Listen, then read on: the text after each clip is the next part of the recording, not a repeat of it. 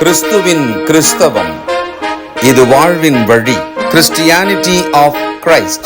This is the way of life. பரிசுத்த ஆண்டவர் இயேசு கிறிஸ்துவின் இனிய நாமத்திலே உங்கள் யாவருக்கும் வாழ்த்துக்கள். தேவனுடைய கிருபையும் சமாதானமும் நம் அனைவரோடும் இருப்பதாக. நம் வாழ்வில் இருக்கும் மற்றவர்கள் எவ்வளவு முக்கியமானவர்கள். நாம் முக்கியமானவர்கள்னு நமக்கு தெரியும். நான் முக்கியமானவர் என்றுதான் எனக்கு புரியும். ஆனால் மற்றவர்கள் எவ்வளவு முக்கியமானவர்கள், ஒருத்தர் எவ்வளவு முக்கியமானவங்கன்னு தெரிஞ்சுக்கணும்னா நம்ம வாழ்க்கையில் அவங்களோட பங்கு எவ்வளவுன்னு தெரிஞ்சா இது விளங்கும் நமக்கு. நாம் குழந்தையாக பிறந்த பொழுது மற்ற 2 பேரால் இந்த பூமியில பிறந்தோம். நாம் வளரும் போது சாப்பிட்ட சாப்பாடு, உடுத்த உடை, அதில் மற்றவர்கள் செய்தது, மற்றவர்கள் உழைத்தது கண்டிப்பா இருக்கும். நிச்சயமா நாம செஞ்சுக்க முடியாது. வளர்ந்த பிறகு கல்வி, உடைமைகள், பொருட்கள், பயணங்கள், மற்றவர்கள் நம்முடைய வாழ்க்கையில மிக முக்கிய பங்கு. வீடு வாசல், நிலபலன்கள், நன்மைகள் மற்றவர்கள் இல்லாமல் செய்து கொள்ள முடியாது. நாம் மரிக்கிறோம், மற்றவர் நமக்கான பெட்டி செய்கிறார், குழி வெட்டுகிறார், புதைக்கிறார்கள். நமக்காக அழுவதும் மற்றவர்கள் தான் கடைசியில. அப்போ இந்த மற்றவர்கள் என்பவர்கள் வாழ்க்கையில ரொம்ப முக்கியமானது. அப்படிதான் தேவன் நம்முடைய வாழ்க்கையை வடிவமைச்சிருக்கிறார். ஆனால் வாழும்போது ஒரு குறிப்பிட்ட காலத்துல என்ன ஆயிடுறோம்னா, இந்த மற்றவர்களை தூக்கி எறியவும், உதாசனம் பண்ணவும், பொறாமையோடு இருக்கவும், தீங்கு செய்யவும், இப்படி வாழ்ந்துகிட்டே இருக்கிறோம். கொஞ்சம் நிதானித்து பார்த்தால் நம்மோடு இருக்கும் இந்த கொஞ்சம் மற்றவர்களை நேசித்து அன்பு கூர்ந்து வாழலாம். இன்றைக்கு நாம் பார்க்க போகிற வசன பகுதி அப்போஸ்தலர் நடவடிக்கைகள் 17ஆம் அதிகாரம் 22 34 முடிய ஒரு 10 வசனம் தான் இதுல முக்கியமா நம்ம கவனிக்க வேண்டியதாக இருக்கும். அதுல பிரசங்கம் என்பது, இதை மாபெரும் பிரசங்கம் என்று சொல்லலாம். 10 வசனம். அதுக்குள்ள நல்லா பாத்தீங்கன்னா படைப்பிலிருந்து நியாயத்தீர்ப்பு வரைக்கும் சொல்லிட்டார். படைப்பிலிருந்து நியாயத்தீர்ப்பு வரைக்கும் 10 வசனம். 2 நிமிஷம் ஆகும் அதை படிச்சு முடிக்க, அதுக்குள்ளதான் ஆகும். அது எப்படி? ஜீவனுள்ள தேவனை அறியாத மனிதருக்கு 10 வசனங்களுக்குள்ள 2 நிமிஷத்துக்குள்ள படிக்கக்கூடிய இதை, அன்னைக்கு அவர் பிரசங்கம் பண்ணும்போது நீண்டதா கூட பண்ணிருக்கலாம். அது கண்டென்ட் நமக்கு ஆவியானவர் எழுதி வச்சிருக்கிறார். ஆனால் இவ்வளவு ஒரு பிரசங்கமானது பொது ஜனங்களுக்கு முன்பு, விக்கிரகாராதனைக்காரருக்கு முன்பு, தத்துவவாதிகளுக்கு முன்பு, வெவ்வேறு வாழ்க்கையை பற்றிய, கடவுளை பற்றிய புரிதல் இருக்கிறவர்களோடு கூட ஒரு பிரசங்கம் பேசப்பட்டது. அதுதான் இந்த அத்தேனை பட்டணத்திலே மார்ஸ் மேடையின் மீது அப்போஸ்தலனாகிய பவுல் பேசிய பிரசங்கம். இந்த பிரசங்கத்தை நாம கவனித்தால் நாமளும் சில விஷயங்களை, அடிப்படைகளை திரும்பி நினைவுக்கு கொண்டு வரலாம். இன்னும் தேவ பக்தியிலே நாம் வளரலாம். 22வது வசனம் 17ஆம் அதிகாரம். அப்பொழுது பவுல் மார்ஸ் மேடையின் நடுவிலே நின்று, அத்தேனரே, எந்த விஷயத்திலும் நீங்கள் மிகுந்த தேவதா பக்தி உள்ளவர்கள் என்று காண்கிறேன். பாராட்டுறார். என்னடா அறிவு கட்டுத்தனமா இருக்கிறீங்களே, இவ்வளவு மோசமான ஒரு பட்டணத்தையும் மக்களையும் நான் பார்த்ததே கிடையாது. நீங்க எந்த அளவுக்கு மோசமா இருக்கிறீங்கன்னா, முதல்ல விக்கிரகங்களும் நிறைய, பலிப்பீடங்களும் நிறைய, கோயில்கள் நிறைய, பெருமைக்கு பெருசு பெருசா வேற கட்டி வச்சிருக்கீங்க. ஆனால் இது மிஞ்சி இதுவும் போதாதுன்னு சொல்லிட்டு அறியப்படாத கடவுளுக்குன்னு ஒரு பலிப்பீடத்தை கட்டி நீங்க பண்றீங்களே, இந்த மாதிரி உலகத்துல இப்படி ஒரு ஜனம் இருக்குமா அப்படின்னு கூட ஆரம்பிக்கலாம். ஆனா இவர் எப்படி ஆரம்பிச்சாரு? எல்லா விதத்திலும் மிகுந்த தேவதா பக்தி உள்ளவர்களே. பொதுவா நான் கற்றுக்கொள்ள வேண்டியதாக நான் இதை நினைக்கிறேன். எனக்கு கூட ஒரு பிரசங்கியரா இருக்கிறதுனால கண்டித்து உணர்த்துவது, சீர்திருத்துவது, இந்த மாதிரி தான் எனக்கு டக்கு டக்குன்னு வரும். அப்படித்தான் எனக்கு தோணும். வேற இப்படி பார்த்த உடனே ஒரு விஷயத்த, ஓ இது சரியா இல்லை, இதை சரி பண்ணிடணும், இது சரியா இருக்கணும் அப்படின்னு சொல்லணும்னு தான் எனக்கு தோணுமே. சமீபத்துல ஏற்கனவே கூட காலையில் ஜெபத்துல சொன்னேன், நம்ம பிரதர் செல்வராஜ் பிரதரை இதே மாதிரி புதன்கிழமை தான் நினைக்கிறேன், முடிச்சுட்டு அவர் அப்படி வர்றாரு, நான் இந்த பக்கம் அப்படி போறேன். பார்த்த உடனே அவர் கழுத்துல அந்த ப்ளூடூத்தோட அது என்ன ஹெட்பேண்டா அதை அப்படி கழுத்துல போட்டுனுக்கிறாரு பாம்பு மாதிரி. அது நான் அப்படி வந்த உடனே நான் அப்படி பார்த்த உடனே, இந்த மாதிரி சர்ச்சில் இது மாதிரி போட்டுன்னு இருக்காதீங்க அப்படின்னு. பக்கத்துல 2-3 பேர் இருந்திருப்பாங்கன்னு நினைக்கிறேன். இது மாதிரி செய்யக்கூடாது நீங்க அப்படின்னு. எனக்கு என்னமா, சகோதரன் அப்படி செய்யக்கூடாது, அல்லது மற்றவங்க பார்த்து சகோதரன்னு எதுவும் சொல்லிடக்கூடாது, எல்லாமே எனக்குள்ள இருக்கலாம். ஆனால் விமர்சனத்தை நான் சொல்லிட்டேன். அப்ப அவர் எனக்கு பதில் சொன்னாரு, பிரதர் எல்லாம் முடிஞ்ச பிறகுதான் நான் இதை இப்படி போட்டுக்கிட்டு இப்படி வெளியே வர்றேன் அப்படின்னாரு. அப்பவே எனக்கு சுருக்குச்சு, ஐயோ நம்ம கொஞ்சம் கவனிக்காம சொல்லிட்டோமோ. அதுக்கப்புறம் அப்படிங்களான்னு சொல்லிட்டு போயிட்டேன். அதுக்கப்புறமா அவரை கூப்பிட்டு சாரின்னு சொன்னேன். நான் முழுசும் நீங்க இப்படி போட்டுட்டே உட்கார்ந்து இருந்த மாதிரி நினைச்சுக்கிட்டு நான் உங்களை அப்படி சொல்லிட்டேன் அப்படின்னு. இன்னைக்கு நாம் ஒரு பொது ஜனம், ஒரு பொது மக்கள், அல்ல ஒரு புதிய குடும்பம், ஒரு புதிய நபர், அவர்கிட்ட பேசும்போது அவங்களை அப்ரிஷியேட் பண்ணிட்டு நம்ம பேச்ச தொடங்குறது என்னைக்குமே நல்லது. சரி, பழைய மக்கள், பழைய சகோதர சகோதரிகள் எப்பவுமே பேசிட்டே தான் இருக்கிறோம். அவங்கள பார்த்து ஒரு அப்ரிஷியேட் பண்ற மாதிரி தினமும் பேசினா என்ன? அது நமக்கு வராது இல்லையா? இந்த விஷயத்துல என்னுடைய அன்பான சகோதரன் பால் சாலமன் நான் நினைப்பேன் எப்பவுமே. அவர் யாரை பார்த்தாலும், புதுசா பார்த்தாலும், முதல்ல பார்த்தாலும், பலமுறை பார்த்தாலும், அவங்க கிட்ட அவர் பேசி முடிக்கிற சில நிமிஷங்களுக்குள்ள ஒரு விஷயத்தையாவது பாராட்டியிருப்பார். இது சகோதரர்கள் எல்லாருக்குமே தெரியும். They will appreciate. அதுவும் சும்மா எல்லாம் பாராட்டு இருக்காது. வாழ்க்கையில இன்னொருத்தர் இவனை இப்படி ஒரு பாராட்டி இருக்க மாட்டான், அந்த அளவுக்கு பாராட்டி இருப்பார். அவர் என்ன பாராட்டிய விதங்கள் நிறைய, என்ன ரொம்ப உயரமாக சொன்ன விதங்கள் நிறைய. அப்போ நான் இங்க என்ன கத்துக்கிறேன் அப்படின்னா, மக்களிடம் பேசும்போது அவரிடம் இருக்கிற நல்லதை முதல்ல பாராட்டணும். இது ரொம்ப முக்கியமான விஷயம். நீங்கள் மிகுந்த தேவதா பக்தி உள்ளவர்கள், அவங்கள அப்படியே நேர ஆப்போசிட்டா கூட பேசியிருக்கலாம். ஆனா அந்த இடத்துல அவரு அப்படி, ஆனா ஆவியானுடைய ஏவுதல், தேவனுடைய ஒத்தாசை கண்டிப்பா அங்க இருந்திருக்கும். எந்த விஷயத்திலும் அப்படின்றாரு. அதுவும் கொஞ்சம் பிராடா தான் இருக்கு இல்ல. அறியப்படாத கடவுளுக்குன்னு ஒரு கோயிலை பார்த்தாரு, அதை பார்த்துட்டு தான் மைண்ட்ல வச்சுக்கின்னு இப்ப பேச வர்றாரு.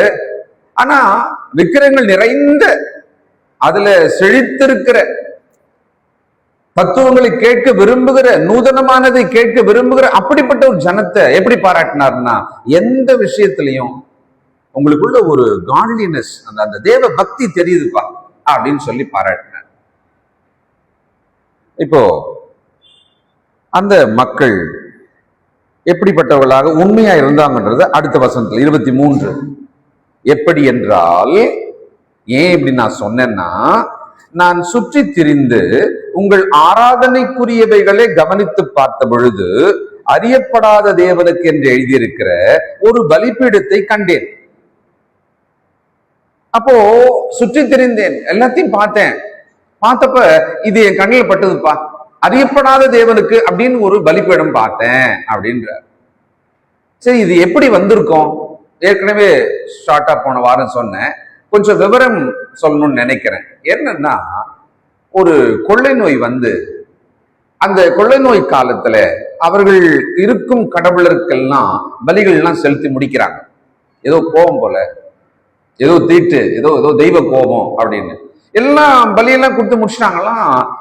ஆனா கொள்ளை நோய் போல பரவிட்டே இருக்கு, இன்னும் செத்துட்டே இருக்காங்க. அப்போ ஒரு வயதான ஆளு, அந்த ஆளோட பேர் வரலாற்றுல என்ன சொல்றாங்கன்னா எபிமெனிட்டஸ். அவரோட பேரு எபிமெனிட்டஸ்ன்றது கிறிஸ்துவுக்கு முன்னால 600வது வருஷ கால வாக்குல வாழ்ந்தவராக சொல்றாங்க.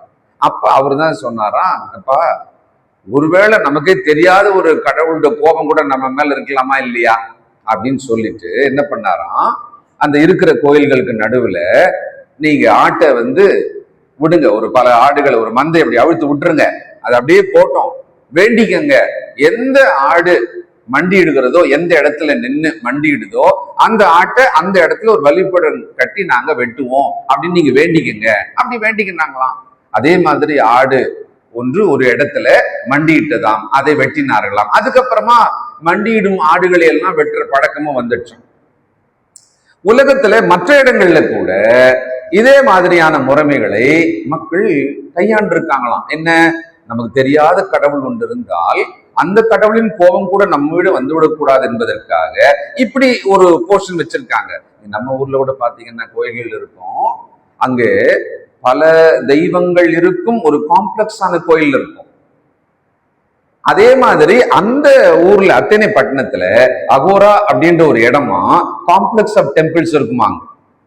பெரிய கோயில் ஒண்ணு இருக்குமா, அதை சுத்திலும் நிறைய சின்ன சின்ன தேவதைகள் எல்லாம் கோயில் வச்சிருப்பாங்க. ஸோ மக்களை பார்த்துட்டு அவர் பாராட்டுறாரு, நீங்க ரொம்ப தேவபக்தி உள்ளவங்களா இருக்கீங்க, இந்த மாதிரி அறியப்படாத அப்படின்னு ஒண்ணு வச்சிருக்கீங்கல்ல, இப்போ எனக்கு கொஞ்சம் வாய்ப்பு கொடுங்க, நீங்க அறியாமல் நினைக்கிற அந்த கடவுள் யாரா இருக்கும் அப்படின்னு நீங்க என்கிட்ட கேட்டீங்கன்னா நான் உங்களுக்கு சொல்றேன் அப்படின்னு அவங்க கிட்ட பேச ஆரம்பிக்கிறார்.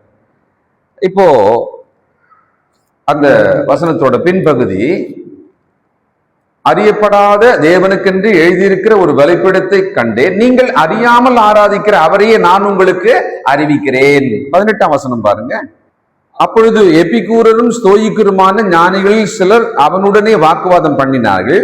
சிலர் இந்த வாயாடி என்ன பேச போகிறார் என்றார்கள். சிலர், கவனிங்க, இவன் அந்நிய தேவதைகளை அறிவிக்கிறவனாக காண்கிறது என்றார்கள்.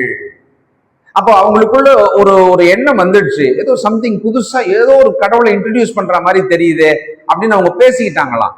இவரு அதையும் வச்சு அந்த ஜனங்களுக்கு முன்னால பேசும்போது, நீங்க அறியப்படாதன்னு ஒண்ணு வச்சிருக்கீங்கல்ல, அந்த கடவுளை நான் உங்களுக்கு சொல்றேன். ஏன்னா அவங்களுக்குள்ள ஏற்கனவே ஒரு எதிர்பார்ப்பு ஆயிடுச்சு, ஏதோ புதுசா ஒரு கடவுளை இன்ட்ரடியூஸ் பண்றாரு இவரு அப்படின்னு தெரிஞ்சு போச்சு. அதை பயன்படுத்திக்கிறார். அவர்களிடம் சொல்றாரு, நான் சொல்றேன் உங்களுக்கு, நீங்க கேளுங்க. இப்போ இந்த மாதிரி விக்கிரகாராதனை நிறைந்த மக்கள் நடுவுல, ஜீவனுள்ள தேவனை பற்றி அறிவற்றவர்கள் நடுவுல ஒரு விஷயத்தை பேசணும்னா எப்படி பேசணும்? அதுக்கு ரொம்ப அருமையான பிரசங்கம் இந்த பிரசங்கம். நம்ம கூட நினைப்போம் சில நேரங்கள்ல, ஒரு டினாமினேஷன் மக்களா இருந்து ஏற்கனவே பைபிள் வச்சிருப்பாங்க, சர்ச்சுக்கு போயிட்டே இருப்பாங்க, அவங்களுக்கு பைபிள் அறிவு கொஞ்சம் அடிப்படையா கூட இருக்கலாம், அவங்க கிட்ட பேசுறது நமக்கு கொஞ்சம் ஈஸியா இருக்கும். பாருங்க, ஆதியாமத்துல என்னன்னா அவங்க எடுத்துருவாங்க எதிர்க்கு உட்கார்ந்து, பைபிளே இல்லை அந்த வீட்டுல, அந்த வீட்டுக்கு நம்ம போயிருக்கோம், அவங்களுக்கு இப்ப சொல்லணும், சுத்தி பார்த்தா விக்கிரகங்கள் நிறைய இருக்கிறது. அப்போ அவங்க எப்படி சொல்றது? இந்த மெத்தடு தான் ஒரு ப்ளூ பிரிண்ட் மாதிரி நம்ம வச்சுக்கணும். இந்த மெத்தடை நான் மவுண்ட்டுக்கு போனப்ப அங்க ஊழியம் செய்ய தொடங்கின பொழுது 7 பாடங்களாக இதை வச்சுதான் நான் பிரிச்சு வச்சேன். முதல்ல போன உடனே காட், அதை எப்படி ஆரம்பிப்பேன்? கிரியேஷன்ல இருந்து ஆரம்பிப்பேன். படைப்பு. ஏன்னா பாருங்க, கடல் பாருங்க, மலையை பாருங்க, இயற்கையை பாருங்க, அதுல தேவனுடைய வல்லமை அப்படின்னு அந்த படைப்பை பற்றி தான் நான் ஆரம்பிப்பேன். இதுதான் எனக்கு பேட்டர்ன். இவர் கூட என்ன ஆரம்பிச்சார் பாருங்க, நான் உங்களுக்கு அறிவிக்கிறேன். 24, உலகத்தையும் அதில் உள்ள யாவற்றையும் உண்டாக்கின தேவனானவர், வானத்துக்கும் பூமிக்கும் ஆண்டவரா இருக்கிறபடியால் கைகளினால் கட்டப்பட்ட கோவில்களில் அவர் வாசம் பண்ணுகிறது இல்லை. இப்ப முதல் பாயிண்ட் என்னன்னா, உலகத்தையும் அதில் உள்ள யாவற்றையும் உண்டாக்கின தேவன். இவங்க எப்படிப்பட்ட ஜனங்க? கடவுளை இவங்க உண்டாக்கி கோயில் கட்டி பேர் வச்சு, பேர் இல்லாத ஒண்ணுத்துக்கும் ஒரு பலிப்படம் கட்டி அப்படி இருக்கிற மக்கள் அவங்க. எடுத்தவொன்னு ஒரு விஷயம் சொல்றாரு, தேவன் என்பவர் உலகத்தையும் எல்லாவற்றையும் உண்டாக்கினவர். ஆதியாகமம் 1:1 போயிட்டார். தேவன் நம்மை படைத்தவர், நாம் படைக்கிறவர்கள் இல்லை, நாம அவரை படைக்க முடியாது. You have created gods and goddesses. but God the creator. அந்த கிரியேட்டரை நான் உங்களுக்கு சொல்றேன். இப்போ அந்த காலத்துல அந்த தத்துவ மனிதர்கள், அதை தேடிக்கொண்டிருந்தவர்கள் சொன்ன இல்லையா, எபிகூரர்கள் அங்க இருந்தாங்க, ஸ்தோயிக்கர்கள் இருந்தாங்க இல்லையா, அவங்களுடைய கொள்கை, அவங்களுடைய நம்பிக்கை எல்லாம் ரொம்ப வித்தியாசமாக இருந்தது. உதாரணத்துக்கு அணுக்களின் மோதலால் உலகம் பிறந்தது அப்படின்னு எபிகூரர் நம்பிட்டு இருந்திருக்காங்க. அவங்களோட நம்பிக்கை அது. அணுக்கள் வெடித்தது, பெருவெடிப்பு கொள்கைன்னு சொல்றாங்க இல்லையா, அந்த மாதிரி அணுக்கள் வழியாக அது வெடித்தது, அது சிதறியது, அது நட்சத்திரங்கள் பாருங்களேன், அந்த மாதிரிதான். அப்படி ஒண்ணு உருவானதுதான் இந்த பூமி ஆகிய ஒரு உருண்டை கோலம் கூட. அப்ப அந்த கொள்கைகள் எல்லாம் அவர் அடிச்சிட்டார். அன்னைக்கு மனித உலகம் தானா உண்டாச்சு, ஏதோ ஒரு கதை, ஒரு கட்டுக்கதை அப்படியெல்லாம் நினைச்சிருந்தான் பார்த்தீங்களா, தத்துவார்த்தமா நினைச்சிருந்தான் இல்லையா. ஒண்ணு இல்ல, தேவன் என்பவர் இந்த உலகத்தையும் அதில் உள்ள யாவற்றையும் உண்டாக்கினவரை உங்களுக்கு சொல்றேன் அப்படின்னு சொல்லி அவர் பேச ஆரம்பிக்கிறாரு. இப்போ நாம கூட இந்த வாழ்க்கையோட நோக்கம் அதை தெரிஞ்சுக்கணும்னு நம்ம இப்படி நினைக்கிறது. இப்ப இங்க இருக்கிறவங்க கூட என் லைஃபோட நோக்கம் என்ன, என் வாழ்க்கைய நோக்கத்தின்படி நான் வாழ விரும்புறேன் அப்படின்னு நினைக்கிறதா வச்சுக்குவோமே. எங்கிருந்து தொடங்கலாம்? உலகம் என்ன சொல்லுது? உன் வாழ்க்கையை நல்லா பாரு, உள்ள பாரு, ஆழமா பாரு, உன் மனசை அப்படின்னு தான் உலகம் சொல்லி கொடுக்கும். இல்ல மற்ற மனிதர்களோட வாழ்க்கையெல்லாம் பாருங்க அப்படின்னு உலகம் சொல்லி கொடுக்கும். ஆனா சரியான புள்ளி எங்கிருந்து தொடங்கணும் அப்படின்னா, நம்மை உண்டாக்கின தேவனை, அவர் படைத்தார், அவர் என்னை உருவாக்கினார் என்கிற புள்ளி இருக்குல்ல, அங்கிருந்து தொடங்கி புரிஞ்சுக்கிட்டா மட்டும்தான் என் வாழ்க்கையின் நோக்கத்தை நான் அறிந்து கொள்ள முடியும். இன்னைக்கு கிறிஸ்தவர்களுக்கே தேவைப்படுகிறது. இன்னைக்கு கிறிஸ்தவர்களாகிய நாமும் கூட இந்த உலகம் நம்ம கிட்ட எவ்வளவு சத்தம் போட்டு என்னன்னா சொல்லிட்டே இருக்குதோ அதெல்லாம் கேட்க ஆரம்பிச்சு, அதனாலே வாழ்வின் நோக்கத்தை அவங்க சொல்ற மாதிரி தேட ஆரம்பித்து விட்டார்கள். அந்த ஜனங்க அவங்க வாழ்க்கையோட நோக்கத்தை சரியா புரிஞ்சுக்கிறதுக்கு தேவன் நம்மை படைத்தவர் என்று அங்கு சொல்ல ஆரம்பிச்சிருக்கிறார். இது நமக்குமான ஒரு பாடம் தான். இந்த உலகத்தை எல்லாத்தையும் தேவன் உண்டாக்கினார்னா ஓகே தான். ஆனா அடுத்த பாட்டு ஒண்ணு சொன்னார் பாருங்களேன், பேரிடி மாதிரி இறங்கின ஒரு விஷயம். அது எப்படி சொல்லுங்க? எல்லாரும் உலகத்தையும் அதில் உள்ள யாவற்றையும் உண்டாக்கின தேவனானவர் வானத்துக்கும் பூமிக்கும் ஆண்டவரா இருக்கிறபடியால் கைகளினால் கட்டப்பட்ட கோவில்களில் அவர் வாசம் பண்ணுகிறது இல்லை. கேட்டவன அவனுக்கு எப்படி இருக்கும்? அவன் கையில இழைச்சி இழைச்சி பளிங்கு கல்லுல, தங்கத்துல, தந்தத்துல எல்லாம் அருமையான கோயில், அழகான கோயில் எல்லாம் கட்டி பெருமைக்குரியதாக இருந்த ஒரு பட்டணம் அது. ஒரே அடி அடிக்கிறாரு, கையினாலே நீ கட்டின கோயில்ல கடவுள்னு ஒண்ணு இல்லை. முதல்ல பாராட்டினார் தான். ஆனா சத்தியத்தை சொல்லும் போது ஒரு மேம்பூச்சாகலாம் சொல்ல முடியாதே. எப்படி சொல்றது? நீங்க பொய் சொல்லாதிருங்க அப்படின்னு ஒருத்தருக்கு சொல்லணும்னு சொன்னா அது எப்படி பூசி சொல்றது? இங்கே சத்தியத்தை, கடவுளை பற்றி சத்தியத்தை பேசுகிறார். மிக தெளிவாக சொன்னார், கையினால் கட்டப்பட்ட கோவில்களில் அவர் வாசம் பண்ணுவது இல்லை. அவர் பேசிட்டு இருந்த அந்த மாஸ் மேடைக்கு பக்கத்துல, அப்படி நீ பார்த்தா கூட தெரியுமா, ஜிஎஸ் அப்படின்ற ஒரு கடவுளோட கோயில், ஒரு விக்கிரக கோயில். அவர் பக்கத்துலதான் நின்று அந்த மேடையில் நின்று இவர் பேசினுக்கிறார். உண்மையிலேயே ஒரு பொது ஜனங்களுக்கு நடுவுல நின்று ஒரு விஷயத்தை பேசும்போது அவர்கள் நம்பிக்கையை ஆணி வேற பிடுங்குற மாதிரியும் கோடாரியில வெட்டுற மாதிரியும் இப்படி ஒரு ஸ்டேட்மெண்ட் ஒருத்தர் சொல்லணும்னு சொன்னா தேவ பலம் இருக்கணும், ஒரு தைரியம் இருக்கணும். ஏன்னா உடனடியாக அவரை பிடித்து கொலை செய்து விடுவார்கள்.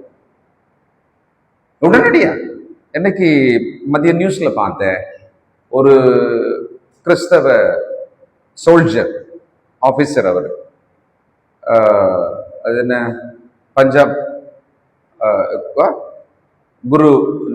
குருத்வார், அது உள்ள இவர் போல டியூட்டி, அது உள்ள நான் போக மாட்டேன்ட்டுக்கிறார். அவரை சஸ்பெண்ட் பண்ணிட்டாங்க. நீதிமன்றம் இன்னைக்கு அதை சொல்லுது, சஸ்பெண்ட் செய்யப்பட்டது சரி அப்படின்னு அதை அட்டஸ்ட் பண்ணிருக்காங்க. அந்த மனுஷன் வைராக்கியமா அப்படிலாம் நினைச்சதா இருக்கலாம், அதுக்கு கருத்து நம்ம வெவ்வேறு சொல்லிக்கலாம். நீ டியூட்டியில இருந்தா போய் தானே ஆகணும் எல்லாம் சொல்லலாம். ஆனா பாருங்க, இந்த ஒரு விஷயம் அவர் அதை ஒன்னும் படிக்கல, அவமானப்படுத்தல, எதுவுமே பண்ணல. இவர் உள்ள வரமாட்டோம்பா என்னுடைய ஃபெய்த்துக்கு அப்படின்னு மட்டும்தான் இவர் சொல்லியிருக்கிறார். அது ஒரு வழக்கம், நீதிமன்றத்துல ஒரு தீர்ப்பும், அவர் வேலை இப்போ போயிடுச்சு, பணி நீக்கம் செய்யப்பட்டு விட்டார். ஆனா அந்த மேடையில நின்று அந்த காலத்துல வாயாடி என்ன பேச போறான் கேட்கலாம். என்னமோ புது தேவதையை பத்தி பேசுறான் போல இருக்குது இவன் அப்படின்லாம் பேசிட்டு இருந்த அந்த ஜனங்கள் நடுவில் வானத்தையும் பூமியும் உண்டாக்கின தேவன் ஒருவர் இருக்கிறார். கைகளினால் கட்டப்பட்ட கோவில்களிலே அந்த கடவுள் வாசம் பண்ணுவது இல்லை என்று சொல்றார். இவங்களோட நம்பிக்கைய டச் பண்ணி சொல்லிட்டாரான்னு நினைச்சா அவங்க அப்படி நினைச்சுக்கலாம். ஆனா இவர் சொன்னது என்ன? வானத்தையும் பூமியும் உண்டாக்கின தேவனானவர் கைகளினால் கட்டப்பட்ட கோயில்களிலே வாசம். நீங்க கட்டி வச்சிருக்கிறதுலாம் அவர் இல்லப்பா, அவர் வேற. அப்போ அவங்க நிச்சயமா ரொம்ப ஷார்ப்பா அதை கேட்டிருந்திருப்பாங்க. அவர்கள் கோயில்கள், சிலைகள், தேவதைகள், அதற்கான பணிவிடைகள் ரொம்ப ஜரூரா பண்ணிட்டு இருக்கவங்க அவங்க எல்லாம். சரி, அடுத்தது என்ன சொல்றாரு? 25, எல்லாருக்கும் ஜீவனையும் சுவாசத்தையும் சகலத்தையும் கொடுக்கிற அவர், அவருக்கு ஏதோ ஒண்ணு வேணும்ன்ற மாதிரி மனிதர் கைகளால் பணிபடி கொள்ளுகிறதும் இல்லை. ஆனா ரொம்ப தேவதா பக்தி உள்ளவங்க அவங்க ஃபேமிலியில எல்லாருமே அதிகபட்சமாக எல்லாருமே எல்லா கோயில்களுக்கும் போவது, அவர்கள் இஷ்ட தெய்வ கோவில்களுக்கு போவது, அங்க பணிபடி செய்வது, அதுதான் அவங்க பக்தி வெளிப்பாடு. என்னைக்கு கூட நம்ம ஊர்ல நம்ம பக்கத்துல அயல் வீட்டு சைடு எல்லாம் பாத்தீங்கன்னு சொன்னா, ஒருவர் தன் வீட்டு வாசல்ல ஒரு சிறிய விக்கிரகத்தை வைத்து அதை கோயிலாக பாவித்து குடும்பமாக அங்கு வந்து அவர்கள் ஒரு பக்தியுள்ள குடும்பமாக தங்களை அது வழியே அடையாளப்படுத்திடுவாங்க. மொத்த குடும்பமும் சேவை செய்வாங்க. அருகில் இருக்கும் கோயில்களுக்கு எல்லாம் போவாங்க, அங்க அவர்கள் சேவை செய்வாங்க. அவர் ரொம்ப வசதியான கௌரவமான வேலை கூட இருக்கும். அவர் ஒரு சேரை போட்டு செருப்பு வாங்கி வச்சுன்னு இருப்பார், டோக்கன் போட்டு. ஏன்னா அவங்க கடவுளுக்கு செய்யும் தொண்டாக அதை செய்வாங்க. அப்ப என்ன சொல்லிட்டாரு? நான் சொல்ற இந்த தேவனுக்கு கோயில்ல முதல்ல அவர் இல்ல, அடுத்தது மனிதராகிய நம் பணிவிடை அவருக்கு தேவையில்லைன்றார். ஆனா அதை சொல்லும் போது எப்படி சொன்னார்னா, எல்லாருக்கும் சுவாசத்தை, கிரியேஷன் சொன்னார்ல, அது எல்லாவற்றை பற்றிய படைப்பு. அடுத்தது சொல்றாரு மனிதனை பற்றிய படைப்பு சொல்றாரு. மனிதனை அவர் படைத்ததை சொல்றாரு, சுவாசத்தை கொடுத்தார். நமக்கு தெரியும் இல்லையா? அவர் ஊதினார், அவன் ஜீவாத்மாவானான். அப்போ எல்லாருக்கும் ஜீவனையும் சுவாசத்தையும், உயிர் என்பது இருக்கிறது, தொடர்ந்து இருக்கணும்னா சுவாசம் இருக்கணும். மூச்சு நின்று போச்சு அப்படின்னா உயிர் போயிடும். அப்போ ஜீவனையும் அது ஒரு என்டிட்டி, அது ஒரு விஷயம். ஆனா அது தொடர்ந்து இருக்கணும்னு சொன்னா இந்த சுவாசம் இருந்து கொண்டே இருக்கணும். அப்படின்னு தொடர்ந்து நான் சுவாசிக்க தேவன் எனக்கு உதவி செய்ய வேண்டும். தொடர்ந்து நான் சுவாசிக்க தேவன் உதவி செய்ய வேண்டும். சமீபத்தில் நம்முடைய சகோதர குடும்பம், அவங்களுடைய உறவுக்காரர் நடுவில் அருமையான ஒரு குழந்தை 10 மாதம் ஆகிவிட்டது, சில தினங்களிலே பிறந்திருக்க வேண்டும். நேற்று தினத்திலே அந்த குழந்தை வயிற்றுக்குள்ளேயே மரித்தது. அதுக்கு முந்தின நாள் அது உயிரோடு இருந்தது, அதனுடைய இதய துடிப்பு இருந்தது, சுவாசம் நின்று விட்டது. அப்போ ஜீவன் இருந்தது, அது வெளியில வந்து சுவாசிக்க முடியாதபடிக்கு அது உள்ளவே இறந்து விட்டது. ஏதோ ஒரு கஷ்டம் உள்ள இருந்தது. இது மாதிரி நம்ம நிறைய விஷயங்களை கேள்விப்படுறோம், இன்னைக்கு நிறைய கேள்விப்படுறோம். அப்போ ஒரு மனுஷன் சுவாசித்து கொண்டிருக்கிறான்னு சொன்னா அதுக்கு முக்கியமான காரணமே இந்த தேவன் தான். வானம் பூமியை உண்டாக்கின, நம்மை உண்டாக்கின இந்த தேவன் தான். இவரை நீங்க கவனிங்க அப்படின்றார். ஆதியாகமும் 3ஆம் அதிகாரம், அதுக்கு முன்னால் 19.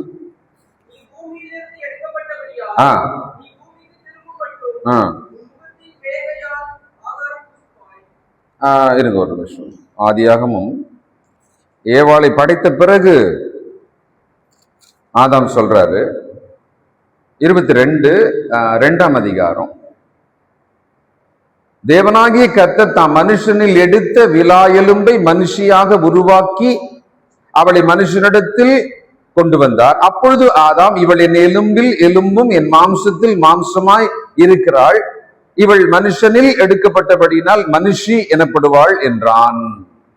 அப்போ மனுஷனிலிருந்து இப்போ இந்த 26ஆம் வசனத்துல மனுஷ ஜாதியான சகல ஜனங்களையும் அவர் ஒரே ரத்தத்தினாலே, அந்த மனுஷ அப்படின்ற இடத்துல ஆதாம்ல இருந்து தொடங்குறார், ஒரே ரத்தத்தினாலே தோன்ற பண்ணினார். இப்போ இந்த ஒரே ரத்தத்தினாலே தோன்ற பண்ணி இருக்கிற இந்த மனிதன், இதற்குள்ளே இத சொன்ன உடனே நம்ம எல்லாம் ஒண்ணு அப்படின்ற ஒரு விஷயத்த அவன் காதுல கிரேக்க ஆள் கேட்டான்னா அவனுக்கு ரொம்ப எரிச்சலா இருக்கும். ஏன்னா கிரேக்கர்கள் அன்னைக்கு எப்படி நினைச்சிட்டு இருந்தாங்களாம், இந்த உலகத்தில் இருக்கும் மனிதர்களிலே கிரேக்கர்கள் தனி சிறப்பானவர்கள், வெரி ஸ்பெஷல் அப்படின்னு அவங்களுக்கு நினைச்சுக்கிறாங்களாம். எந்த அளவுக்கு நினைச்சான்னு சொன்னா நல்லா பாருங்க, ஒரு கிரேக்கன் தன்னை விட மற்றவர்களை காட்டு மிராண்டின்னு சொல்லுவானா. கிரேக்கன் மட்டும்தான் மனுஷன், மற்றவரெல்லாம் காட்டு மிராண்டியா. சரி, இது என்ன புதுசா தெரியுது அப்படின்னு நீங்க நினைச்சீங்கன்னா உதாரணம் சொல்றேன். யூதர்கள், எபிரேயர்கள் இருக்காங்க இல்லையா, அவங்க எப்படி நினைச்சாங்க, யூதர்கள் தேவ ஜனம், மற்றவங்க எல்லாம் புறஜாதியார் அப்படின்னு அவங்க நினைச்சாங்க, கேட்டகரி அப்படின்னு நினைச்சாங்களாம். ரோமர்கள் இருக்கான்ல, அவன் ரெண்டு கேட்டகரி நினைச்சிருக்கிறான். அவன் எப்படி நினைச்சான்னா, குடியுரிமை பெற்ற ஒரு ரோமன், குடியுரிமை இல்லாத மனிதர்கள், ரோமன் ஆட்சியில அவன் அப்படி நினைச்சிருக்கிறான். அது அப்படியே நீங்க பாத்தீங்கன்னா இன்னைய வரைக்கும் இந்த உலகத்திலே ஒரே ரத்தத்திலே கடவுள் நம்ம எல்லாம் தோன்ற பண்ணி உலகத்திலே ஆங்காங்கே வாழ வைத்துக் கொண்டிருக்கிறார். நாம் எல்லாரும் கடவுளுடைய குழந்தைகள், சமமானவர்கள் அப்படின்ற எண்ணத்தை மனிதன் தொலைச்சிட்டான், ரொம்ப காலத்துக்கு முன்னால் தொலைச்சிட்டான். நம் நாட்டில் இருக்கிற வர்ணாசிரம கொள்கை, அது என்னது, கடவுளின் தலையிலிருந்து, மார்பிலிருந்து, வயிற்றில் தொடையிலிருந்து, காலிலிருந்து, கடைசியாக பாதத்திலிருந்து மனித வர்க்கத்தை பிரிச்சு வச்சிடறாங்க. பிறப்பு அப்படின்றதுல இருந்து மனித வர்க்கத்தை இப்படி இந்தியாவில் பிரிச்சு வச்சிருக்கிறாங்க, பிரிவுகள். அப்போ மனுஷன் தான் ரொம்ப உயர்ந்தவன், மற்றவர்கள் தாழ்ந்தவர்கள் நினைக்கிற மனோபாவத்தை ரொம்ப காலமாவே வச்சிருக்காங்க. அமெரிக்கா போயிட்டோம்னா வெள்ளையன், கருப்பன், அது பெரும் பிரிவு. இப்ப மனுஷன் தன்னை மட்டும் ரொம்ப சூப்பரா நினைச்சுக்கவும், மற்றவர்களை இளக்காரமாக இழிவாக நினைக்கவும் தான் அவன் சுமாவும் எப்பவுமே சொல்லுது. இன்னை வரைக்கும் ஜாதி ரொம்ப ஸ்ட்ராங்கா நம்ம நாட்டுல இருக்கிறதுக்கு காரணம் இதுதான். ஏன்னா ஒரு ஜாதியால் தன்னை ஒருவன் உயர்ந்தவனாக, இங்க என்ன சொன்னாரு, மனுஷ ஜாதியான எல்லாரையும் ஒரே ரத்தத்தினாலே தோன்ற பண்ணினார். இது கிரேக்கனுடைய காதல விழும்பொழுது அவன் கோபம், எரிச்சல் வரும். என்னை எல்லாரோட சமமாக்காத, we are very special அப்படின்னு அவங்க நினைச்சிருந்தாங்க. நிச்சயமா அவங்களுக்கு ரொம்ப கஷ்டமா இருந்திருக்கும், நெருடலா இருந்திருக்கும், ஏற்றுக்கொள்ள முடியாதா இருந்திருக்கும். நாம் தேவனுடைய பார்வையில் எப்படிப்பட்டவர்கள்? எபேசியர் 2ஆம் அதிகாரம் 14வது வசனம்.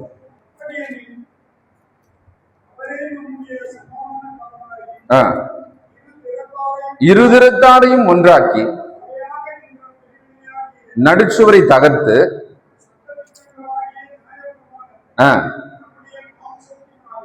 ஒழித்து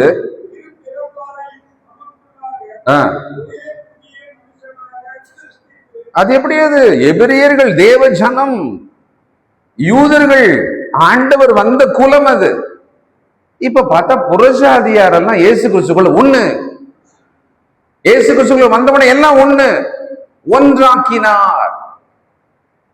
இதை கிறிஸ்தவர்கள் நடுவிலேயே ஏற்றுக்கொள்ள முடியாதவர்களும் உண்டு.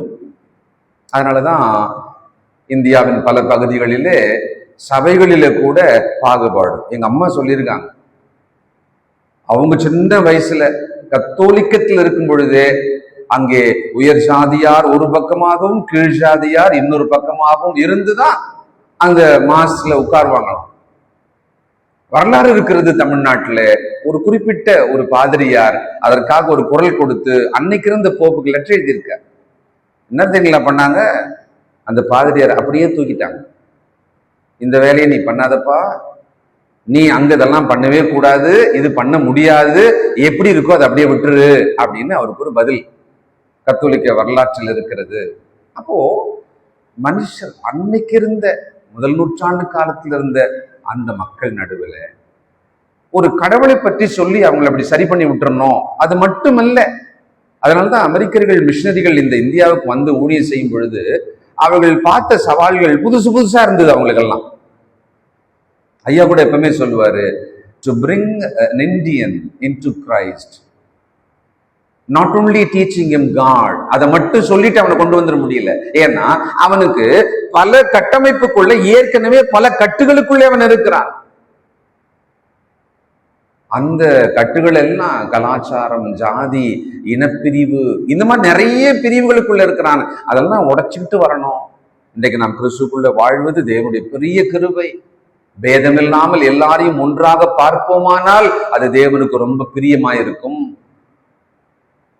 மனுஷ ஜாதியான எல்லாரையும் ஒரே இரத்தத்தினாலே தோன்ற பண்ணி இயேசு கிறிஸ்துக்குள்ளே சமமாக்கினார். ரட்சிப்புன்னு வரும்போது கிரேக்கன் என்றும் இல்லை, யூதன் என்றும் இல்லை, அடிமை என்றும் இல்லை, சுயாதன் என்றும் இல்லை. இவ்வளவு பிரிவு ஆவியானவர் சொல்றாருன்னா அது பிரிவா தானே இருந்திருக்கு. அது பிரிவா இல்லைன்னா ஏன் ஆண்டவர் சொல்லணும்? அது பிரிவா இருந்திருக்கு சமுதாயத்துக்குள்ள. அப்ப அதை சொல்லி சொல்றாரு, இனி அப்படி இல்லை. கலாத்தியர் 3ஆம் அதிகாரம் 26 முதல்.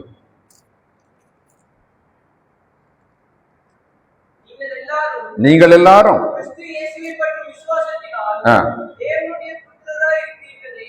என்ன மாதிரியான ஒரு டிரான்ஸ்பர்மேஷன் இது? நீங்கள் எல்லாரும் கலாத்தியர் புறஜாதி மக்கள், அவங்க யூதர்கள் கலகம் பண்ணி குழப்பம் பண்ணி பிரச்சனை உண்டாகி விட்டான். பவுல் போறாரு, அழுகுறாரு, கர்ப்பவேதனை படுறேன்னு சொல்லி ஒரு நிருபத்தை எழுதுறார். அப்ப அவள் எழுதுறார், நீங்கள் எல்லாரும், நாம் எல்லாரும் தேவனுடைய பிள்ளைகள். வானத்தையும் பூமியும் மனுஷ ஜாதியை இப்படி உண்டாக்கின அந்த தேவனுக்கு நம்ம எல்லாருமே பிள்ளைகள் ஆயிட்டோம்பா. பிள்ளைகள் ஆயிருக்கிற நமக்குள்ள தனியா ஒரு ஓரமா போயிட்டு இல்ல நீ வேற நான் வேறன்னு சொன்னா அது எப்படி இருக்கிறது? தேவனுடைய பார்வையில அநீதியாக இருக்கும் இல்லையா? இதை நாம் நிச்சயம் புரிஞ்சுக்கணும். அந்த விஷயத்த, ரொம்ப ஸ்ட்ராங்கான மிகப்பெரிய விஷயத்த அழகா அத்தனை மக்களுக்கு பவுல் அங்க சொல்ற. படிங்க. நீங்கள் எல்லாரும் கிறிஸ்து இயேசுவை பற்றும் விசுவாசத்தினாலே தேவனுடைய புத்திரராக இருக்கிறீர்களே. ஏனெனில் உங்களில் கிறிஸ்துவுக்குள்ளாக ஞானஸ்தானம் பெற்றவர்கள் எத்தனை பேரோனா not only the counting, number இல்லைங்க. யார் யார் மனிதர்களாக நீங்கள் இருந்தாலும் சரி, எத்தனை பேரோ அத்தனை பேரும், கீழ் சொல்லுவார் பாருங்க, அத்தனை பேரும் கிறிஸ்துவை தரித்து கொண்டீர்களே. முதல்ல தேவனுடைய புத்திரர் ஆனீர்கள் யாரா இருந்தாலும். இரண்டாவது கிறிஸ்துவை நீங்கள் தரித்து கொண்டீர்கள். இரண்டாவது அடுத்து சொல்றாரு, இந்த மாதிரி விஷயத்துலப்பா நீங்க உங்க மைண்ட்ல இருக்கிறதெல்லாம் எடுத்துருங்க. யூதன், கிரேக்கன், அடிமை, சுயாதீனன், ஆண் பெண், இப்படி எல்லாம் இல்லப்பா. நீங்க கிறிஸ்துவுக்குள்ள வந்துட்டீங்கல்ல, நீங்கள் கிறிஸ்துவுக்குள்ளே ஒன்றா இருக்கிறீர்கள். யாரா? என்ன மாதிரி ஒன்று இது? தேவனுடைய பிள்ளைகள். அந்த ஒன்று, கிறிஸ்துவை தரித்துக் கொண்டீர்கள், அந்த ஒன்று, அதுக்குள்ள இப்ப வந்துட்டோம். இதுல நாம் தேவனுக்கு நன்றி சொல்றோம். நாம் தேவனுக்கு நன்றி சொல்றோம். ஏன்னா நாம் யூதர்கள் அல்ல, நாம் எபிரேயர்கள் அல்ல, அந்த வரிசையே கிடையாது. நம்ம விக்கிரகாரைக்குள் முழுகி இன்னும் அதிலிருந்து கொஞ்சம் கூட வெளியே வர முடியாமல் வேண்டுமானால் கூடுதல் அடிமைதனத்துக்குள்ள போகிற நிலையில் இருக்கிற மக்கள் நாம். தேவன் நம்மை ரட்சித்து நம்மளை என்ன அழகா அவருடைய பிள்ளைகளாக்கி வச்சிருக்காரு. எவ்வளவு பெரிய பாக்கியம் இது! இதற்காக நாம் தேவனை கண்டிப்பாக மகிமைப்படுத்தணும். அப்போ 17ஆம் அதிகாரம், மனுஷ ஜாதியான சகல ஜனங்களையும் அவர் ஒரே இரத்தத்தினாலே தோன்ற பண்ணி பூமியின் மீதெங்கும் குடியிருக்க செய்து முன் தீர்மானிக்கப்பட்ட காலங்களையும் அவர்கள் குடியிருப்பின் எல்லைகளையும் குறித்திருக்கிறார்.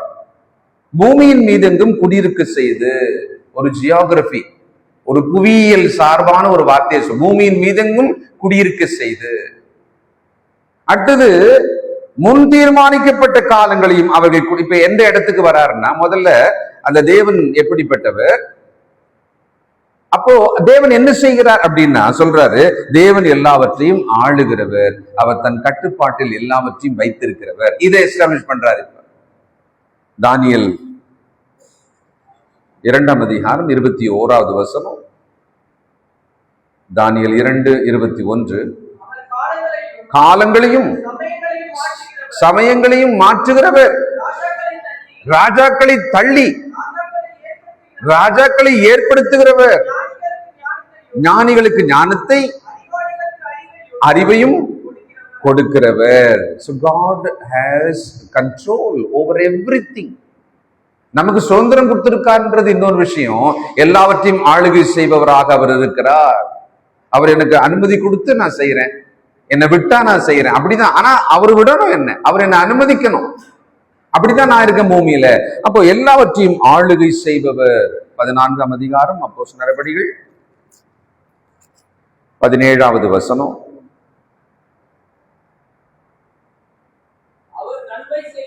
அவர் நன்மை செய்து வந்து அந்த காலங்கள் பாருங்களேன், மழைகளையும் செழிப்புள்ள காலங்களையும் நமக்கு தந்து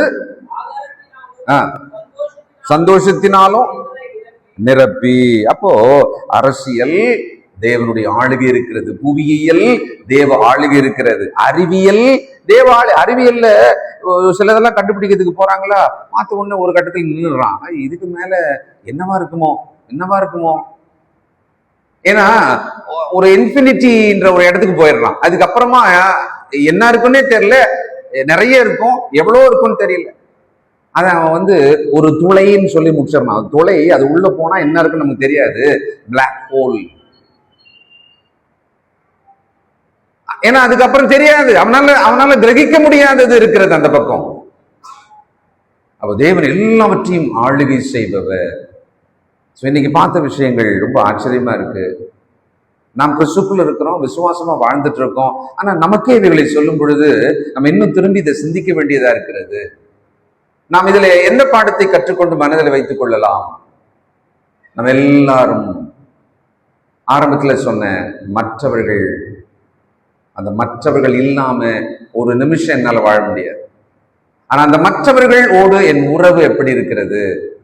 இந்த மற்றவர்கள் என் வாழ்க்கையில எவ்வளவு பேர் இருக்கிறாங்க, எவ்வளவு பேரை நான் காப்பாத்திட்டு போறேன், எவ்வளவு பேர் என்னோட என்னுடைய மரணத்தின் அந்த கடைசி நிமிஷத்தில் இருப்பார்கள். அத்தனை பட்டணத்தார் மிகுந்த தேவதா பக்தி உள்ளவர்கள், எல்லா விதத்திலும் சொல்றார். எந்த அளவுக்கு ஏதாவது கடவுளை மிஸ் பண்ணிட்டு இருந்தா அவருக்கு ஒரு பலி போடு, அந்த அளவுக்கு. ஆனா அவர்கள் இரும்பு அல்லது வெண்கலம் போன்ற இருதயத்தின் கதவுகளை உடைக்கும்படி தேவன் யார்? அவர் படைத்தவர். அவங்க சொல்ற படைத்தவர். நீங்க கட்டி வச்சிருக்கீங்கல்ல பக்தியோட கோயில்கள், அதுல அவர் இல்ல. அப்போ நீங்கள் அறியாத வேற ஒருவரை நான் சொல்லுகிறேன். இந்த பிரசங்கத்தின் அடுத்த பாதி இருக்கிறது. கர்த்தர் சித்தமானால் அடுத்த வாரம் நாம் அதை படிப்போம். ஜெபம் செய்வோம். வல்லமையுள்ள பிதாவே, பரிசுத்தரே, உம்முடைய வார்த்தைகள் இனிமையாய் வல்லமையாய் இருக்கிறதப்பா. இந்த வார்த்தைகள் இல்லை என்றால் நாங்கள் இந்த பூமியில உயிர் வாழவே முடியாதது போல இப்பொழுது எங்களுக்கு தோன்றுகிறது. நாங்கள் இந்த உலகத்துக்குள் அமிழ்ந்து கெட்டு போய் விடுவோம், அழிந்து விடுவோம். உங்களுடைய வார்த்தைகள் எங்களை தேற்றுகிறது, எங்களை காப்பாற்றுகிறது, எங்களை வாழ வைக்கிறதப்பா. உங்களுடைய வார்த்தையின் சத்தியங்களுக்காக நன்றி. ஆவியானவர் எங்களுக்கு எழுதி கொடுத்த இந்த வார்த்தைகளுக்காக நன்றி. இப்படி ஒரு காரியம் இல்லையானால் நாங்கள் எப்படி இருப்போம்? தகப்பனே, உங்களுடைய அன்புக்காக நன்றி, உங்களுடைய திட்டங்களுக்காக உமக்கு ஸ்தோத்திரம். நன்றியோடுமே துதிக்கிறோம். இதை விளங்கிக் கொள்ளவும் உமக்கு பிரியமாக இன்னும் மறுரூபமாகவும் எங்களை ஒப்புக் கொடுக்கும். வந்த உடைய பிள்ளைகள் ஒவ்வொருவரையும் ஆசீர்வதியும் அப்பா. துக்கத்தோடு இருக்கிற, வேதனையோடு இருக்கிற, கலங்கி இருக்கிற மக்களுக்கு சமாதானம் தார், சுகவீனருக்கு சுகம் தாரும். நீர் எங்கள் வாழ்வை ஆளுகை செய்கிற தேவன், அண்ட சராசரங்களை ஆளுகை செய்கிற தேவன். நாங்களும் உமது பிள்ளைகள், எங்கள் மீது அதிக கரிசனையும் கிருபையும் உள்ளவராய் இருக்கிறீரே, அதற்காக உமக்கு ஸ்தோத்திரம். இயேசு கிறிஸ்துவின் நல்ல நாமத்தில் துதித்து ஜெபிக்கிறோம் பிதாவே. God bless you.